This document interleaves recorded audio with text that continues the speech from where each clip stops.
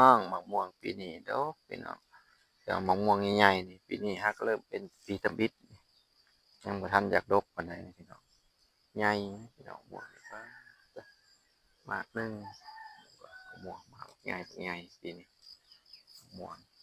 หลายไปหาเลาะเบิ่งสวนพี่น้องหาก็ได้4 ปี5 ปีสวนบักใหม่เริ่มใหญ่แล้วสวนทางหลังบ้านอะโวคาโดก็ยังเป็นบ่ดกพี่น้องเอ้ยอะโวคาโดเป็นบ่ดกปานใดปีนี้เป็นอยู่แต่ว่าบ่ดกปานใดบ่หลายอะโวคาโดนี่สวนมักอะโวคาโดนี่บ่ดกปานใดมักอะโวคาโดบ่หลายได้อยู่ประมาณ20-30หมากต้นหนึ่งอะโวคาโดปลูกใหม่ต้นนี้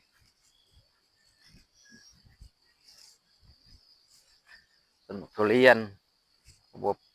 บ่งามปานใดต้นทุเรียน3-4 ปียังส่ำนี้อยู่บ่อยากงามปานใดรักษายากกว่าทุเรียนใหม่นี่มะม่วงม่วงนี่ใหญ่คักเลยม่วงโอ้ดกคักได้ม่วงได้หมากบักใหญ่บักใหญ่ม่วงหมากหนึ่งย่อยได้เป็นโลม่วงป๊าดใหญ่คักอะเลกกมักอะโวคาโดกกมักเงาะ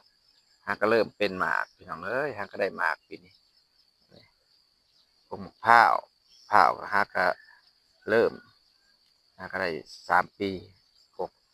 อันนี้หาก็ปลูกกกนี่หาก็ปลูกวางเดือน10 ปีกายนี้เริ่มใหญ่แล้ว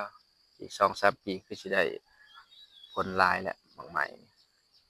หมากเงาะหมากลิ้นจี่มะพร้าวอะโวคาโด